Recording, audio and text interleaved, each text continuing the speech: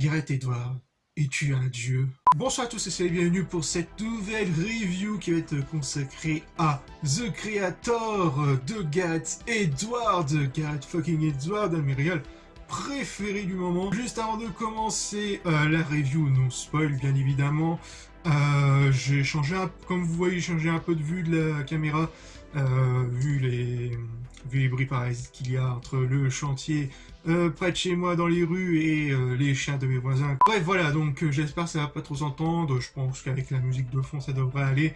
Bref, donc on se retrouve avec la review de The Creator sorti mercredi, et oui, je suis dans les temps, incroyable. Un film qui sort vraiment de nulle part, hein, qui j'avais découvert il y a quelques mois de cela, 2-3 mois, je sais plus, qui avait un teaser qui sortait de nulle part, je me suis dit, ah tiens, quand j'ai vu Gareth Edwards, j'ai fait ah, encore, encore mieux.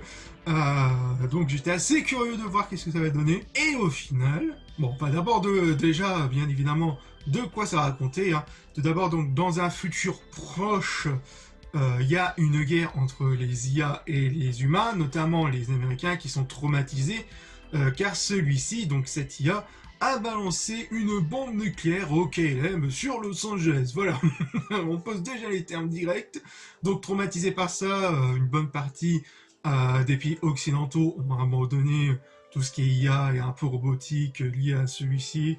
Et ils sont, du moins les Américains sont partis en guerre envers cette IA qui reste réfugiée dans la Nouvelle-Asie. Donc on va suivre les mésaventures d'un agent infiltré du nom de Joshua, et qui s'est réfugié parmi un groupe de rebelles robotiques liés à cette fameuse IA qui serait à l'origine de tout ce bordel. Voilà, grosso modo l'histoire, sans trop spoiler, je vous préfère laisser la surprise. Bref, dans un premier temps, de ce que j'en ai pensé, concernant l'histoire principale, je la trouve qu'elle est assez intéressante, gorgée d'idées concernant autour de l'IA, etc., qui est assez intéressante.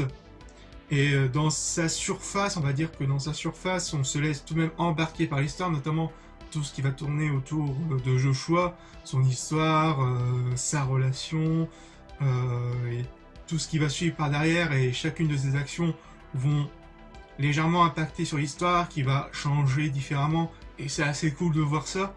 On se laisse un peu surprendre par les événements, et de connaître, de voir comment ça va se passer par la suite. Il y a aussi cette relation, bien plus tard dans le film, entre lui et la petite fille, donc cette petite fille qui dans un premier temps paraît innocente, totalement innocente, on peut dire ça comme ça, mais qui derrière cache vraiment un énorme pouvoir assez destructrice, un peu comparé aussi avec les humains, donc avec les Américains qui eux ont construit un gigantesque vaisseau capable de vie et de mort, hein, on peut dire ça, la main de Dieu qui choisit toi tu vis, toi tu vis, toi tu crèves en mode douille.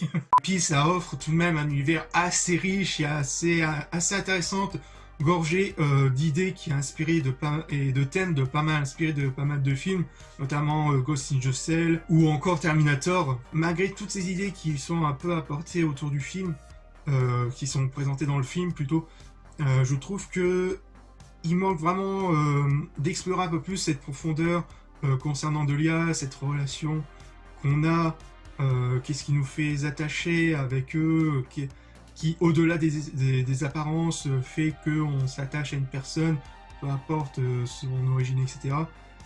Il y a aussi cette relation avec l'IA qui pourrait être assez intéressante, notamment autour de la robotique et la relation technologique, etc. Il y a beaucoup de thèmes qui sont vraiment assez abordés et regorgés d'idées qui sont malheureusement pas assez développés un peu plus profondément. C'est ça que je trouve assez dommage. Bien évidemment, en termes de surface, comme je l'ai dit, l'histoire, on se laisse tout de même embarquer par le délire, on se laisse découvrir cet univers futuriste qui est gigantesque, et grâce notamment à la réalisation de Gareth Edwards, avec son mode gigantisme et cette photographie un peu grise, mais qui regorge de couleurs, qui offre vraiment de beaux diaporamas, qui offre vraiment cet univers fictif, science-fictionnel, je sais pas si ça se dit, mais est vraiment assez crédible. On croit vraiment qu'on débarque totalement dans un univers totalement neuf, totalement réaliste. Il y a vraiment cet effet photoréaliste, notamment avec les effets spéciaux, mais mais quand on regarde le budget pour 80 millions de dollars au total, et au niveau des effets spéciaux, c'est vraiment la petite claque, quoi.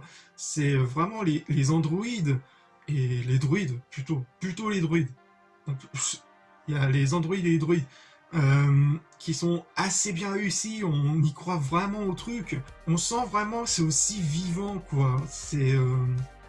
On sent que c'est aussi plein de vie, etc. Et surtout cette patte artistique qu'on trouve à travers sa filmographie. Notamment, je trouve que ça rapproche un peu plus de ce qu'il avait fait sur Rogue One, même si sur Rogue One c'est autre chose. Mais voilà, franchement, c'est vachement magnifique. Il n'y a pas à dire. Vous allez vous prendre une grosse claque dans la gueule. Il y a aussi un autre aspect un peu négatif que je trouve dans le film, c'est au niveau de sa BO. Il y a quelques musiques, il y a deux tranches, donc il y a une tranche de musique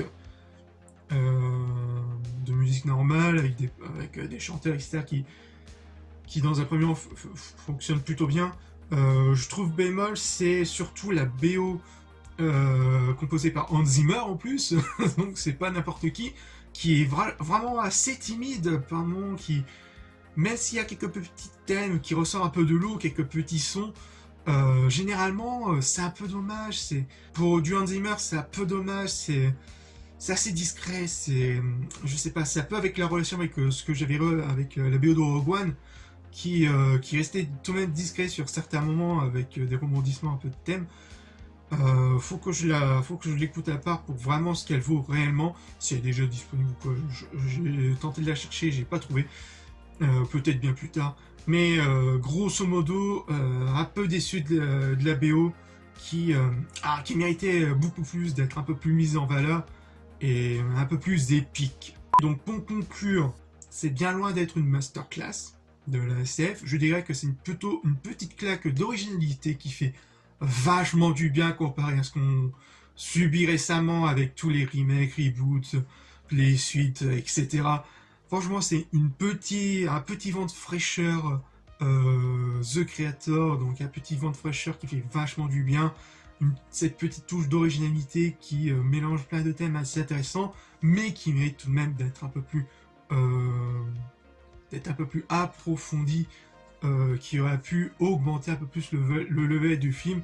Mais franchement, grâce à la réal de Gareth Edwards et ses spéciaux assez corrects qui fonctionnent vachement du tonnerre, qui se marient très bien avec la photographie, etc. Bref, franchement, si vous aimez la SF, vous allez être grave surpris par ce petit bijou qui est The Creator. Voilà, je pense que j'ai déjà tout dit. J'espère que le chien des voix ne vous ont pas trop fait chier, et les bruits de travaux, etc. C'est vrai que j'aurais dû dire ça avant, mais je pense qu'avec la musique au fond, etc., ça devrait aller. Bref, donc, n'hésitez pas à liker, commenter, partager, et à vous abonner si le contenu vous plaît. Rassurez-vous, il y aura une dernière review. Promis, les hors-séries vont reprendre très prochainement. Donc c'est juste que là, il y aura une dernière review sur Ahsoka Tano. Ouais, c'est la série Ahsoka, c'est vrai que quand tu regardes The Creator et Ahsoka, c'est vrai qu'il y a tout de même une petite claque de la part de The Creator. Mais enfin ouais, ça c'est une autre histoire, je dirai tout ça dans la review finale qui devrait arriver la semaine prochaine normalement. Bref, voilà, donc je vous laisse, vraiment je vous laisse, et on se retrouve pour de futures vidéos. Peace.